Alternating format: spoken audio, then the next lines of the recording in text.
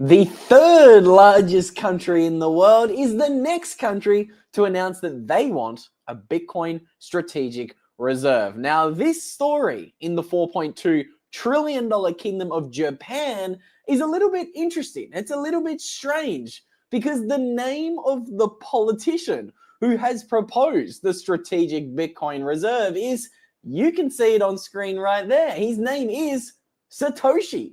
Not Satoshi Nakamoto, the anonymous founder of Bitcoin. We're talking about Satoshi Yamada. Now, again, let's not confuse or forget the fact that Dorian Nakamoto is the Japanese man on the thumbnail of today's video who was brought into questioning by the CIA and NSA in America because they thought that he was Satoshi Nakamoto. Today, we're going to be unraveling the Japanese mystery of what exactly is happening in the country with the behemoth $4.2 trillion GDP. Yes, I think Japan can be called and considered a giant, okay? So let's dive into what exactly is inside this bill that Satoshi Yamada is putting forward in Japan. We can see it here, guys. Satoshi Yamada has asked the Japanese government whether it can convert part of its foreign exchange reserves into Bitcoin. Now, I want to remind you guys, Japan actually has some of the largest holdings of US treasuries in the entire world. They have around $800 billion of melting ice cubes. That's right, US treasuries. Now, let's not forget, earlier in the week, we covered the story coming out of Brazil. Brazil's the largest economy in Latin America. They're in the top 10 largest economies in the world. But some of you guys tuning in said, Luke, pay no attention to Brazil. They're not serious. Them wanting to convert 5% of their treasury into Bitcoin, it's a nothing burger. It's not a big story. Again, we made a whole video breaking down what's going on in the country in Latin America with the lazy 216 million person population. I thought it was a big deal. Okay, again, don't get me wrong. Brazil doesn't have the biggest war chest of foreign reserves. So I understood that, a 5% allocation to Bitcoin, it's not huge in and of itself. But guys, it's the dominoes. It's the chronological timing of all of these strategic Bitcoin reserve announcements that all of a sudden forces the hand of the third largest country in the world, who is the largest holder of US treasuries. Again, this is all about game theory. Again, since Trump was elected a month ago, we've seen all of these little announcements in isolation happen. We've seen Poland, the 21st largest country, have their third most popular politician announce that if he's elected, he will create a Bitcoin strategic reserve. Again, in and of itself, all right, 21st largest country, okay, interesting. But on its own, But in combination with everything else, with Texas coming out and announcing a strategic Bitcoin reserve plan for 2025, Minneapolis, Pennsylvania, Japan, Brazil, even whispers happening in Hong Kong about strategic Bitcoin reserve plans. When you start to have a look at the global picture, all of a sudden, I hope you guys can see how quickly those dominoes are falling, because they're falling pretty quickly here. I think we're beginning to see some FOMO, and I think Japan is a country we do need to pay attention to. Again, we always like to dive into some facts surrounding these countries that are adopting Bitcoin. You guys can see I didn't make up the number that was on today's thumbnail. Japan has a whopping $4.2 trillion GDP. They're huge. They are the third biggest economy in the world. They're massive. Absolutely huge. And it looks as if maybe, just maybe, they've been making a move into Bitcoin. But I want to remind you guys, Japan, this isn't their first move into Bitcoin. I want to show you guys a story that we've talked about at length here on the channel, so we're not going to really, beat this horse to death, so to say. But again, I think this headline kind of says everything that you guys need to know. Japan's $1 trillion pension fund. That's right, $1 trillion pension fund earlier in the year considered Bitcoin for diversification away from yours truly, the Japanese yen. So we can see here, this is earlier in the year, and we also made a video on this.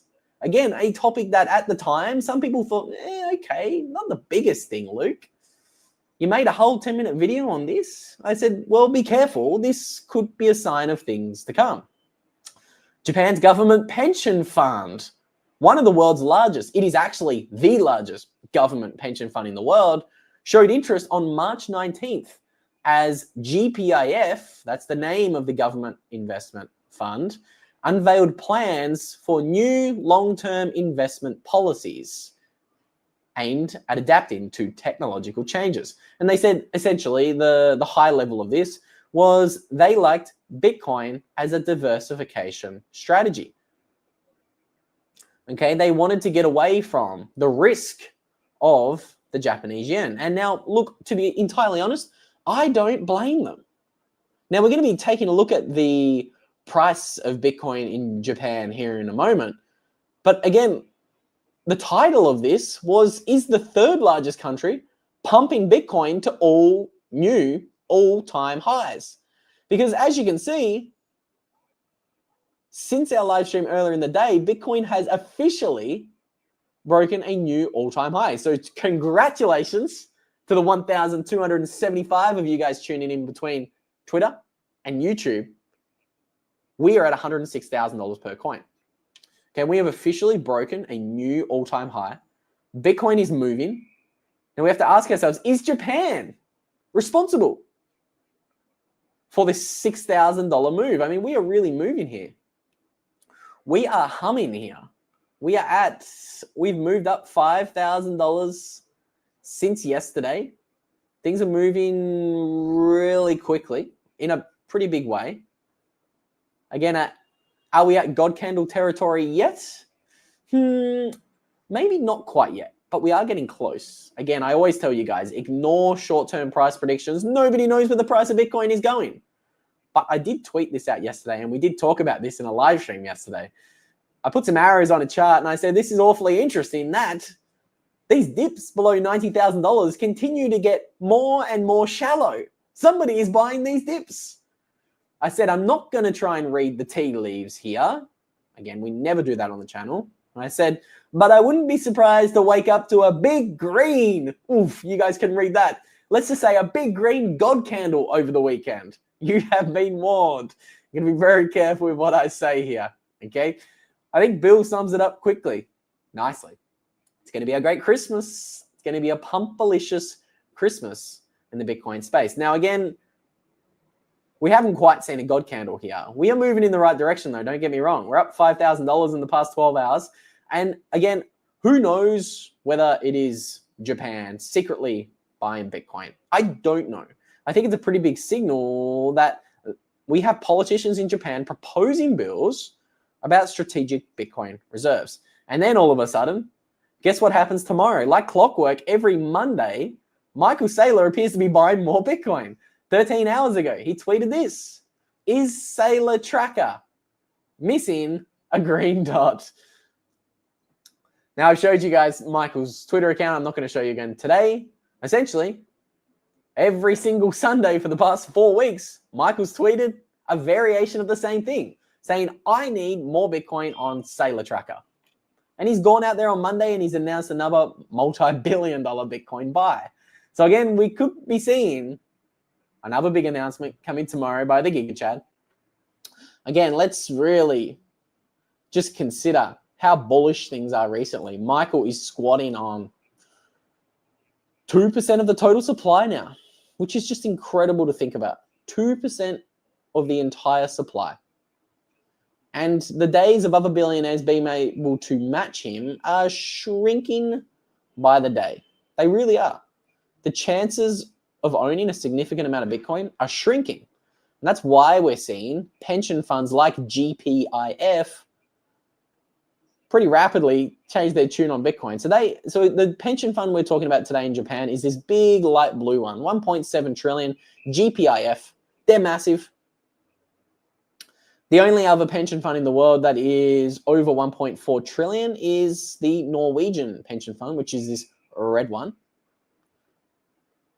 And I find it fascinating that a lot of these very large pension funds already have some sort of Bitcoin exposure. Again, let's not forget the central banks of Norway and Switzerland over there in Europe are already printing fiat money to buy MicroStrategy shares. Again, that's something we talk about a lot on the channel. I find it fascinating that Norway is also home to not only a central bank printing fiat to buy Bitcoin, but home to a pretty big pension fund.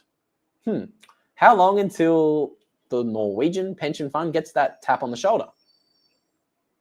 And they say, hey, here at the central bank, we're printing fiat to buy MicroStrategy.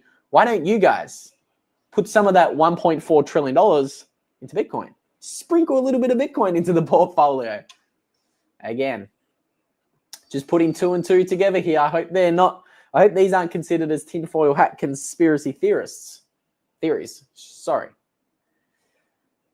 Something that is not a conspiracy theory is the fact that the Japanese pension fund is openly exploring Bitcoin, and we now have lawmakers named Satoshi proposing strategic Bitcoin reserves bills for Bitcoin.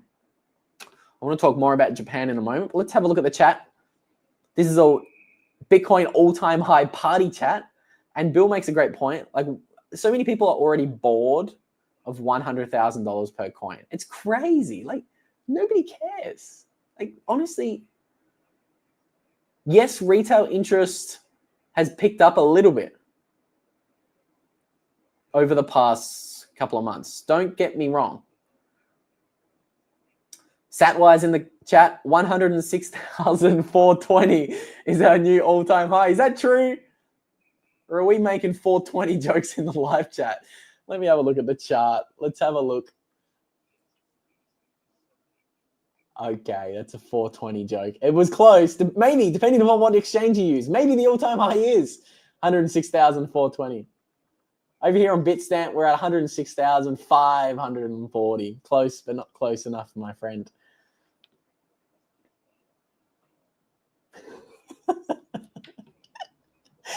The comment section. Let me control myself.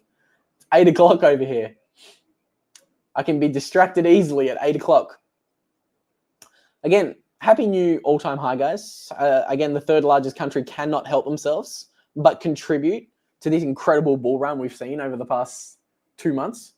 We've seen a pretty big explosive move come from Bitcoin in the past 2 months. Again, we had this long consolidation period where a lot of people were saying, that's it, it's all over.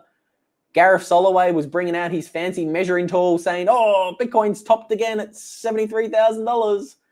I'm going all in on my Bitcoin shorts. And look what's happened to the bears. They've had their faces melted off. I continue to tell you guys that being bearish on Bitcoin is incredibly dangerous position to have. Okay, if you don't own any Bitcoin, that is the wrong allocation.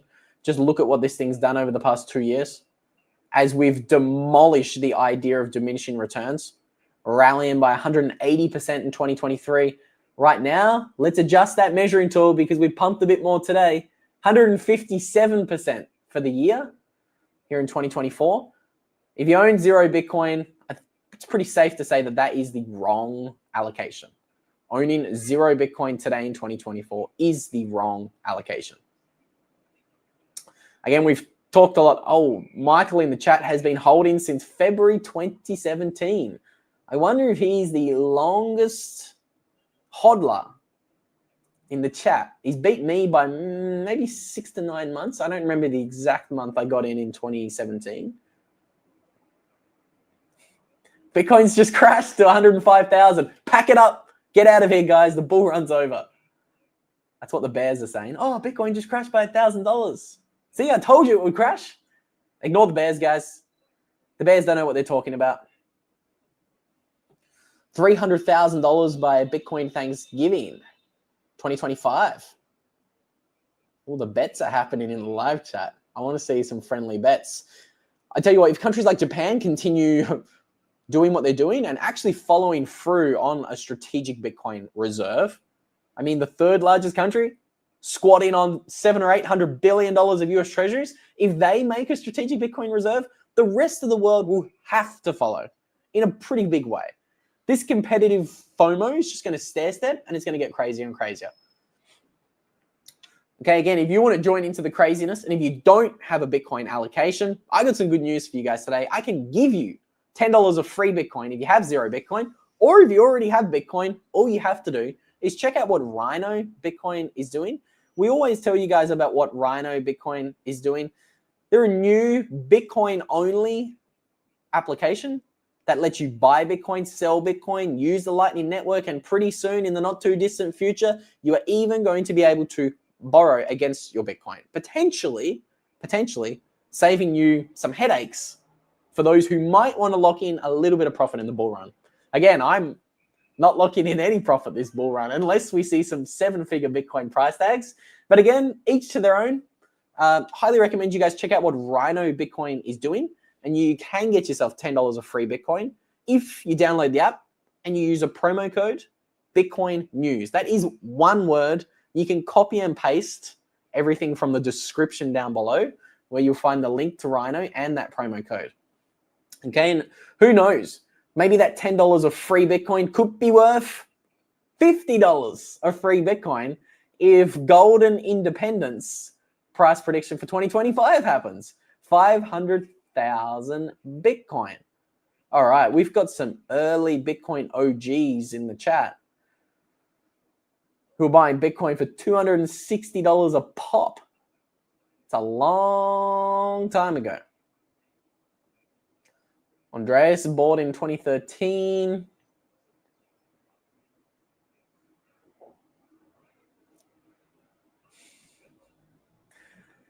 You might get those screams on my personal channel if I really let the hair down, so to say. Gonna try to keep it clean over here.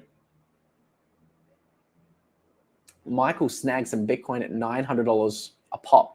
Now, again, I want to just remind the 2,371 of you guys tuning in between Twitter and YouTube that buying Bitcoin today for $100,000, I'm telling you, it is going to feel like buying Bitcoin at $900 in just a few years' time. Okay, when Bitcoin's at $1 million a coin, I'll personally still be buying. And all of you guys tuning in today who did not buy as much Bitcoin today at $100,000 because they think it's late, they think it's expensive, I can promise you, you are going to regret you didn't buy more in a few years' time when Bitcoin's at $1 million. We got a few guys in the chat who were scooping up coins for $266 a pop, $8,500 a pop. I think my first buys were somewhere around 7,000 or 8,000 Australian cuck bucks. What does that translate to in USD? Probably about 5,000 or 6,000 USD. I bought it in, maybe it was 2018, maybe 2017, 2018. I honestly don't remember. It's a long time ago. I'm old, okay? I turned 28 here in 1 week.